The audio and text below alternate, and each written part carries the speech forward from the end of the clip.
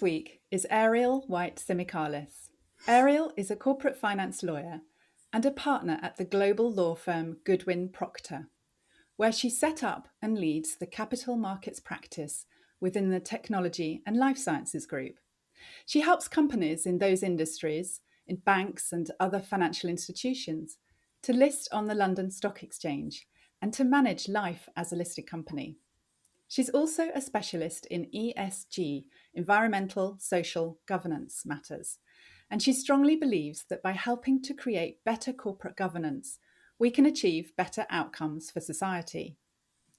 Ariel is one of only a handful of Black female partners in London's top 20 law firms and is the first Black equity capital markets partner in the UK. She sits on the governing council of the Law Society and is a committee member of their Women Lawyers Division. Ariel is a passionate advocate and mentor for women and Black lawyers and believes in creating a sustainable career and helping others to do the same. Welcome to the business of being brilliant, Ariel. Oh, thank you for having me. It's nice to be here. It's great to have you. And when we previously chatted, that was kind of late spring, and you were fairly recently into your new role and busy recruiting colleagues. So I imagine it's been a pretty busy summer, and you've got a lot on your agenda this autumn. I do, yes. It's definitely back into the full swing of things after the summer holidays, but no, really exciting time for me, and building a whole new practice and steering that. Obviously, during some interesting times, more broadly for our country, politically as well, but also economically. But really trying to keep the eye on the ball and sort of build for what is coming next, and that's what I'm trying Yeah. to focus on. Yeah, yeah, and we're just recording this on the day one of Liz Truss's Yes. new leadership of the country. So we're all kind of following the news avidly and wondering how that's going to pan out over the coming weeks and months. So you're in a really exciting role, obviously a very senior role, and one leading up a big practice in the organisation. Can you tell us a little bit about how you got to do that? You know, what led you to taking on this role? It's funny enough, if you kind of told me that I'd be doing this, even 5 years ago, I really wouldn't even have believed that. My role has been very organic, I would say, and I've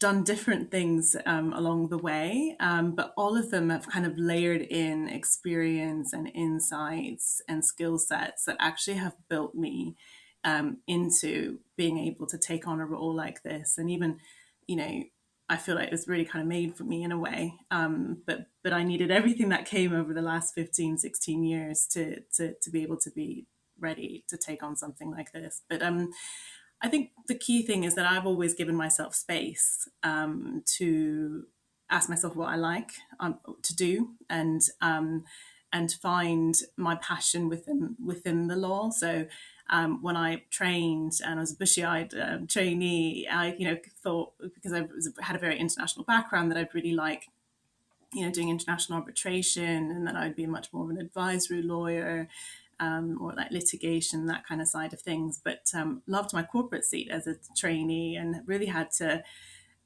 listen to myself and say, well, actually, that's the seat I really enjoyed, and it actually played to a lot of my other skill sets and my broader set of skills. So I ended up qualifying into something that I was convinced when I had started that I wasn't ever going to be interested in. And then once I qualified, was actually more of a private M&A lawyer. I did that for a bit. I did investment funds, particularly on the secondary side of things, for quite a while. It was only really until I got into capital markets that I really kind of said, oh, this I really, really like. But I was always just put my hand up and did, stepped into, when people asked for help on transactions, I didn't shy away because I thought I didn't like something. I always gave something a chance, and always saw opportunities and to do things that maybe others didn't want to do. And it turned out that ECM was probably one of those areas, and I was able to sort of develop a little bit of a niche in that practice, and I quite liked being that person who was able to do ECM and things like that. So I think it's always just giving yourself, recognize that there are many different facets to law, and I think it applies to other professions as well. So rather, just say you don't like one aspect and then leave it all together, that maybe just sort of look at things from a different angle. And I certainly am grateful that I did that, because I think that really helped me sort of really discover what it is I really liked within the law. Yeah, that's such good advice that maybe, if you're thinking, oh, I'm not sure the particular role I'm doing right now is what I want to be doing for a lot longer, it doesn't have to be great big decisions. Do I stay? Do I move? But actually, a really good reminder there to have conversations with people, think about, notice those things that have interested you over recent months and that you might want to explore a bit more. And such good advice to think about perhaps diversifying or taking a different direction within the same industry and Yeah, and I keep think just building. having that constant conversation with yourself, because I think sometimes we just throw ourselves head in, or we do things because we think we need to, or that's what's expected of us, and you forget to ask yourself, do I really enjoy what I do? Until you really find that you don't enjoy it, and it's almost too much too late. So I've always kind of had that constant internal dialogue with myself, and was really quite honest when I sort of thought, yeah, this is quite interesting, but could I see myself doing this indefinitely? I always was thinking about the sustainability of my practice and me within the profession. And is this something I could see myself doing as a partner? Is this something I could see myself building a practice and business around? Is this something that really, taps into all of my skill sets and allows me to bring all of me to what I do? And I think just having that constant conversation, and that can change over your career as well. So also, being able and adept enough to pivot and recognize that, well, the markets are going in this particular direction. I've recently moved because I see where the UK is going and trying to attract more growth capital to London. I'm really excited about that. I know we'll talk about that a little bit later.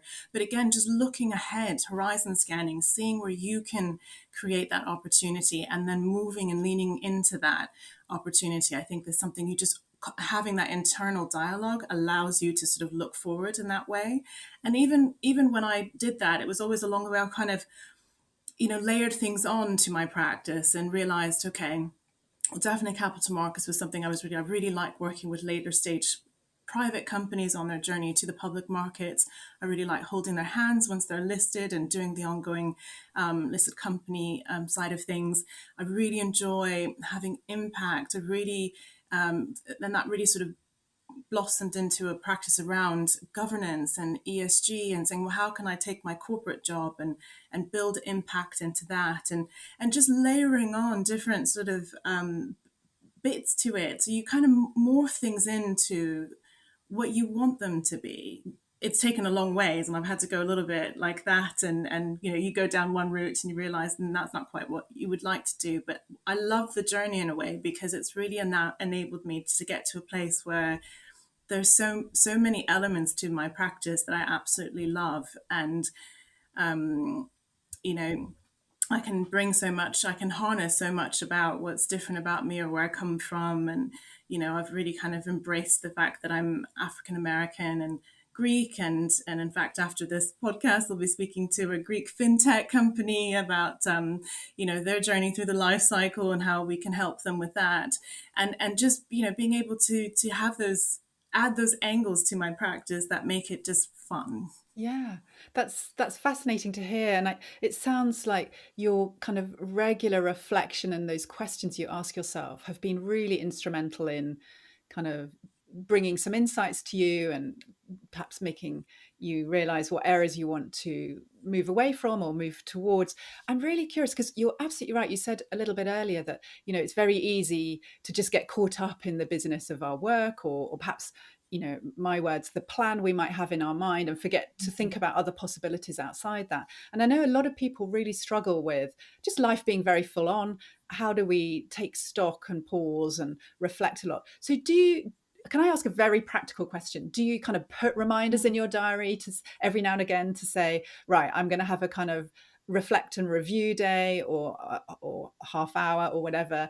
Or is it just something that you've learned to do instinctively? Or do you wait for kind of an opportune moment, something significant happened, to then take stock? How do you make that habit work so well?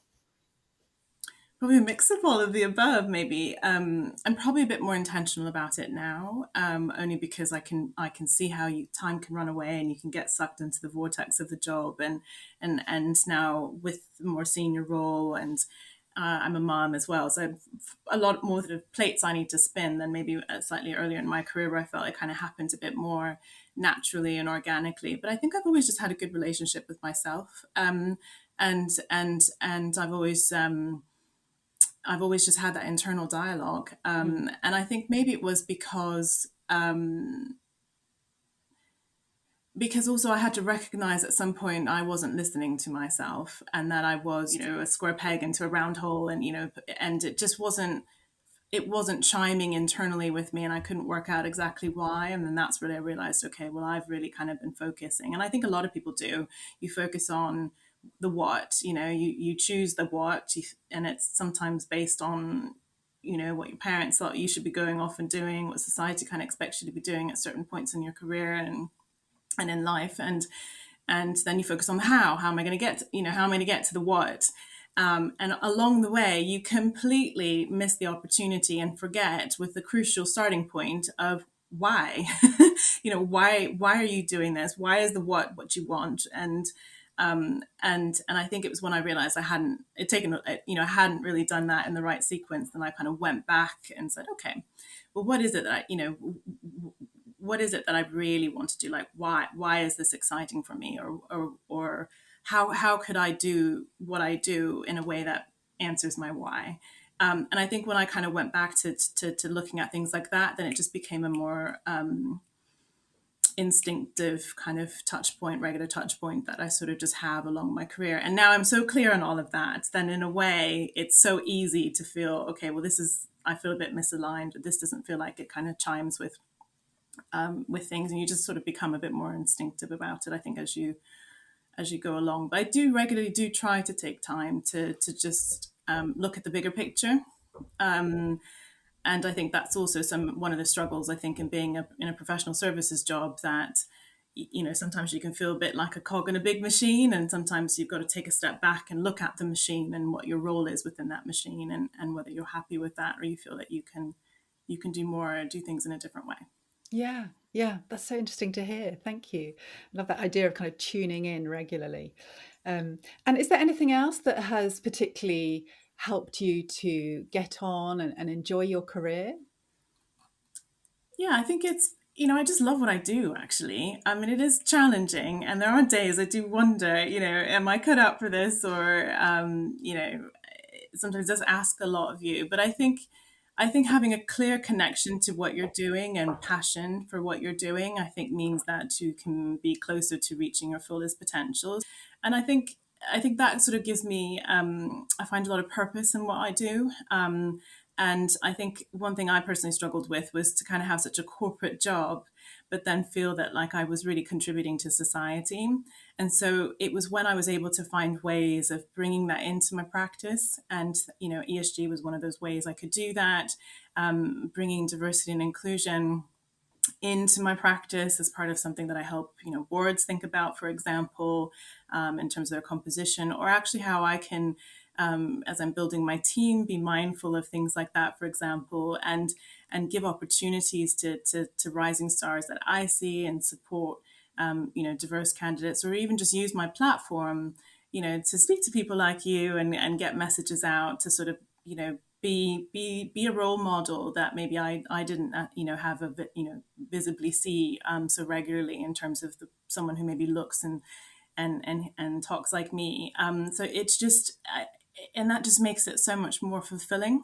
And so when things are Yeah. challenging, or when you do feel the balance is tipping a little bit towards you're giving a bit too much, you really feel like, well, I don't want to give this up, but because I do still get quite a lot from it. So I think that has been really key to me, to the sustainability of me and the profession in a tough environment, where you don't find a lot of women, for example, and certainly, as you mentioned, very few women or people of color in my particular area of practice.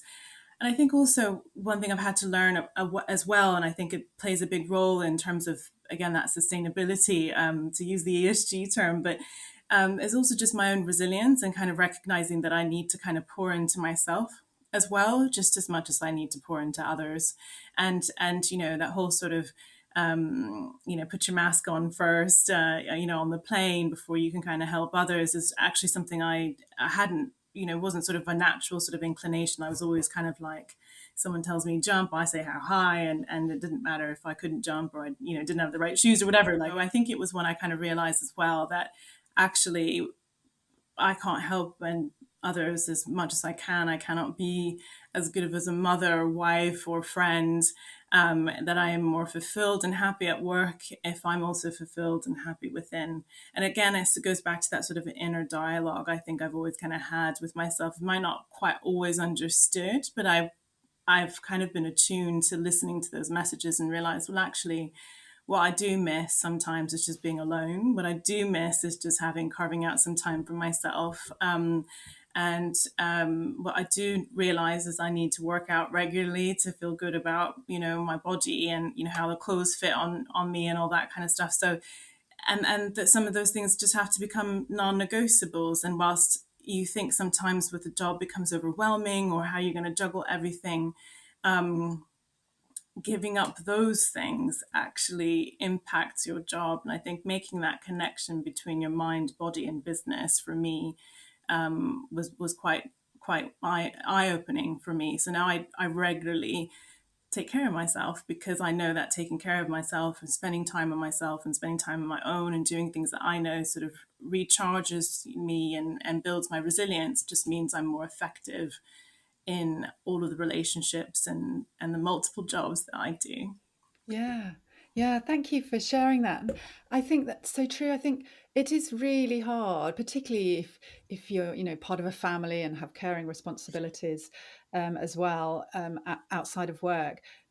We can feel quite guilty sometimes for saying no, for saying I'm not going to spend X time with you this weekend or whatever, for finding that time to ourselves. It can feel incredibly self-indulgent, and it's almost like we're letting other people down by not being available for them. But actually, without that time to ourselves to do whatever it is we want to do that recharges us, we are probably going to end up letting them down because we'll be less patient, a bit more grumpy, maybe, suffer in other ways that might impact others. And I think obviously that analogy of putting your own oxygen mask on works really well. It's still quite difficult to do in It practice is though, hard. isn't it?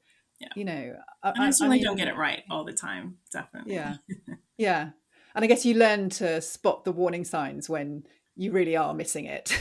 And, Yeah, you really need to up your priority agenda I think quickly. so because I think my natural inclination is to cede it, to not do that. And for example, last weekend was a bit too packed in terms of some engagements I had sort of said yes to, and got to the evening, and I had more wine than I had wanted to. I had been on a detox the week before, and I'm like, Ariel, you just did a 5-day detox. What are you doing? But then my son, I'd been away for a long weekend, and he's like, well, you're always working. And I just felt the balance was wrong. Like everything, Yeah. I hadn't got the balance right. But I think also you've got to be compassionate with yourself too and say, Yeah. okay, maybe I overextended myself. Maybe I said yes to, I didn't get the time that I needed to, that I wanted to catch up on some work things, or that I wanted to spend a bit more time for myself and ground myself and get ready for the week ahead and all that kind of stuff. And I recognize that. I recognize that actually, Ariel, you need to kind of be a bit, prioritize that. Don't give it away so much, and recognize it's important, and sometimes those things just become non-negotiables, Mm. and I think actually just recognizing that sometimes it's okay for those things that maybe you feel are self-indulgent, or you maybe feel a bit guilty about, especially as a mum, I can certainly relate to that, but actually they need to be non-negotiables. Yeah. Yeah, but I'm in a Yeah. constant battle all the time. So. Yeah. But I think it is that constant process, constant adjustment. You might feel like you're in a smooth pattern and everything's kind of running the right way, but it never lasts for long. Something shifts in that picture, or you realize you've neglected something. I, I think, and it's perfectly okay to, indulge and enjoy, be self-indulgent and enjoy it if that means a big night out with friends that you haven't seen for a while or something, and slightly less healthy evening than you might normally have and stuff. Sometimes that bit just feels like something you haven't been getting enough of. And so it's just that constant looking back, say, okay, what am I missing? What am I getting? What do I need right now? You know, Yeah, and it and just goes back to I the guess, inner dialogue, right? It's just yeah, having that regular check-in with yourself and recognizing what I just have that sense sometimes that that was a bit too much. I mean, I had a great time, but maybe I didn't need to do 7 things that weekend. I could have done 4, yeah, you know. yeah, yes. Lesson for next weekend. Yeah, exactly. And from what you see here, what do people also struggle with in their working lives or work environments today? What do you notice about that? I think there's probably 2 key things. I think certainly what we're seeing now, sort of younger generations, they really they want to find more purpose in what they do. I think they want to feel like they're having a bit more impact.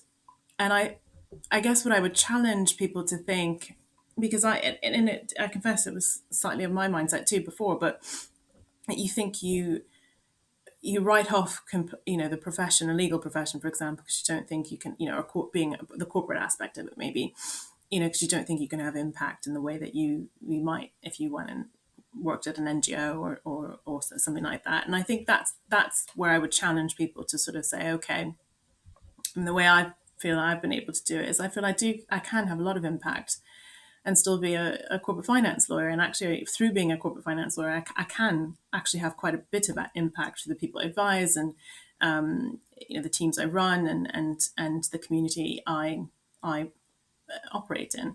And so I think it's looking for being creative about and less dismissive. I think about having that sort of how things aren't always as you expect, and actually you can create your own reality a little bit more than people kind of recognize. And so I think people are struggling with that. And I think COVID, obviously, people had a lot more time to themselves at home Mm, and thinking about things, and which is good, actually. I think that those are all really good conversations to be having with yourself. But I think one of the people, certainly in our industry, people feel disconnected to what they're doing. And in fact, it's something that I very much think about as I'm sort of building a practice and building a team, how much time I try to spend with my members of my team. Do they understand the strategy? They understand the bigger picture, and they feel bought into what we're all trying to build. And I think that gives them a sense of purpose and impact and connecting with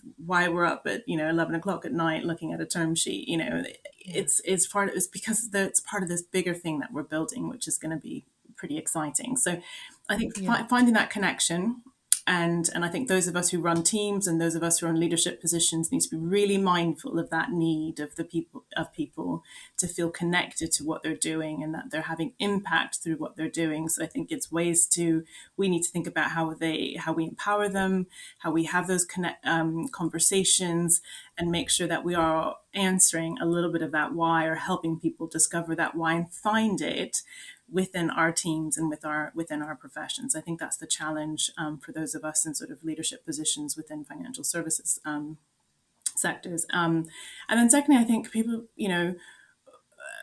and I may be speaking a bit more to the female here, is recognizing that it's hard. And it's really hard to mm, be a working mom. It's really hard to have I have a 5-year-old. It's really hard to have young children when you're in a senior role. And then the intersectionality of being, having, different other characteristics of being a diverse individual in the field compounds all of that. Let's be honest. But recognizing that is the challenge, and I think again, those of us in leadership positions need to look out for those situations and help people. And I do try to do that as much as I can. I think that's one of the things that gives me so much fulfillment. And what I do is I actually tell people what not to do in terms of don't follow my example. Here's everything I did wrong. And what makes it feel better about all the times I fell and stumbled is that I can tell you about them and prevent someone else from doing the same. But take time to look after ourselves. And I guess if there's anything from COVID and maybe that sort of reset in terms of building our own internal resilience and making sure our bodies are strong and we're looking after ourselves and we don't have underlying health conditions and we are working sustainably in a way that means we can stay in the jobs and especially ones that we feel fulfilled in, and we can deal with challenges because our cup is filled, and we're not sort of running on empty. Yeah, yeah, that's great to hear, and I totally agree that whilst we may never have it perfectly nailed, so we can be the perfect role model in terms of the way we work or the way we balance everything or the choices we've made, the things we've tried. It does really help other people to hear about the things we've really found difficult or where we felt that we've fallen down, and because it just helps people connect. It gives people reassurance that this is part of life, part of work. We're all going to experience these difficulties, and it's actually, the more we can talk about them, the more we can help one another get over them and reflect on them and grow from them. So I think those stories of where we have found it challenging, or where it hasn't worked out for us, or where we've had real doubts, or real difficulties, I think, when we're able to talk about them with others, they can be incredibly powerful, not just to others coming up behind us in their careers, but just to build that sense of human connection in our teams and in our workplaces. So we're really valuing each other as human beings and not just the person with, in the work suit and doing the day job next to us. So yeah. 100%. Yeah, Ariel, it's been wonderful talking to you and hearing about your career and your reflections and how you've managed your career progression over time and all the great bits of advice you shared for others who'll be listening. If people want to get in touch, how can they connect with you after the podcast? Yeah, probably the easiest way is on LinkedIn, or on the Goodwin Procter website. You can find my email in my bio. Feel free to drop me an email if there's any particular query you want to have a chat about. But yeah, I'm on LinkedIn, and that's the medium I use the most. Brilliant, thank you. Well, best wishes for growing your role and your practice and managing all the life stuff outside of that as well. Thank you so much for being a brilliant guest. Oh, well, thank you for having me, and good luck with your podcast and growing your audience as well. Thanks.